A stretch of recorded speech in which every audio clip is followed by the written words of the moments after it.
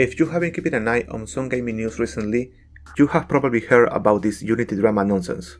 So, if you don't know what anything of this is about, or if you want a simplified version of the events so far, I got you covered, as I will try to explain this complex issue so anyone can understand what the hell is going on. And if you are not into game development, you still might want to understand what is happening, because this affects the games you love. For anyone not knowing what Unity is one of the most widely used game engines currently available, responsible for hits like Hollow Knight, Dave the Diver, and even games like Genshin Impact. And for years, Unity has been the go-to engine for indie developers worldwide. But on September 12, Unity unveiled a dramatic change to its pricing model, introducing a new install fee. What's this all about? They announced that starting January 1st, 2024, Unity will slap developers with a fee with every time someone installs their game. It's like a download tax, ranging from 20 cents to 0.005 cents depending on the developer subscription plan and the game's lifetime installs. So for the big companies with 1 million plus revenue and 1 million plus installs, they will be the least affected by this new policy. But what about the indie devs? They are not so lucky. This new policy could potentially bankrupt them. I declare bankruptcy! Or send them scrambling to upgrade their subscription just to avoid getting hit with the highest fees. Now this fee might seem insignificant, but if you think about it for a minute, you will see why developers are so upset. Here's the kicker, Unity said they will count every install, even if it's by the same user. So, if you install a game on your laptop, PC and your friend's PC, all those installs add up and cost the developer money, even though you only bought a game once. There were also concerns on things like scenarios where people could theoretically install and uninstall the game repeatedly on purpose to troll developers or a game they don't like. Or what will happen in the case of pirated games? Will this count as an install? In these cases, Unity said that they were using some proprietary technology to filter them. So basically Unity is saying, don't worry, trust me, I will make sure not to charge you more by mistake. Now, since then, Unity has walked back in these rules and stated that only new installs will be counted to have these fees, and this will not include reinstallations done by the same user. There is a threshold that must be reached for this fee to apply. A developer will have to have made $200,000 of revenue in the last 12 months and have at least 200,000 lifetime installs. They also said that because of this new fee will not affect 90% of Unity users, which is technically true.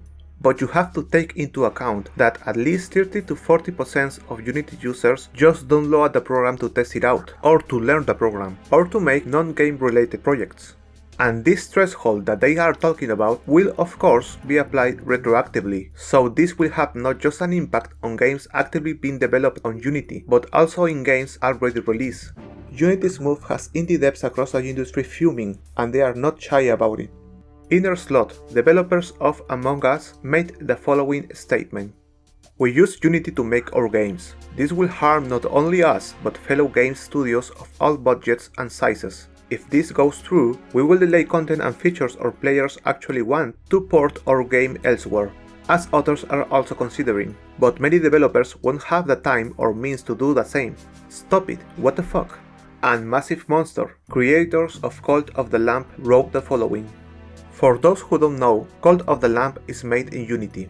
Unity is introducing a runtime fee that's based on game installs. Our team specializes in Unity games. So, what's the impact on us? Well, we have future projects in the pipeline that were initially planned to be developed in Unity. This change will result in significant delays since our team will need to acquire an entirely new skill set. At Massive Monster, our mission has been to support and promote new and emerging indie games. The introduction of these fees by Unity could pose significant challenges for aspiring developers.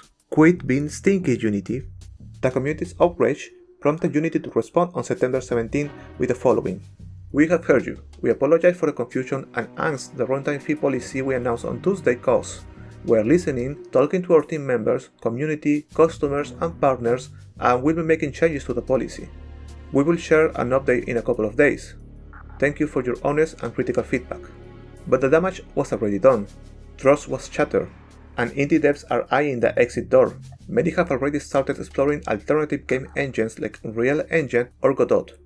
When we are talking about businesses, Trust is everything, and devs may prefer to take a small financial hit on switching engines for the current and future projects than the potential devastating hit they could confront in the future if they stay with Unity. When you are talking about potentially millions of dollars, this decision is not a big surprise. Even if Unity completely retracts this new policy, the damage is done, and we the players might start to see the ripples of this soon. And why would Unity take this unexpected approach on monetization?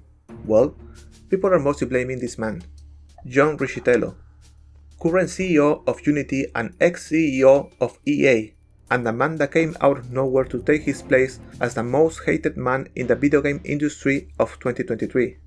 Here is a man that as CEO of EA in 2011 said that he once tried to make gamers pay with real money for every bullet they will fire in Battlefield, saying things like, and I quote, "When you are 6 hours into playing Battlefield and you run out of ammo in your clip and we ask you for $1 to reload, you are really not that price sensitive at that point in time."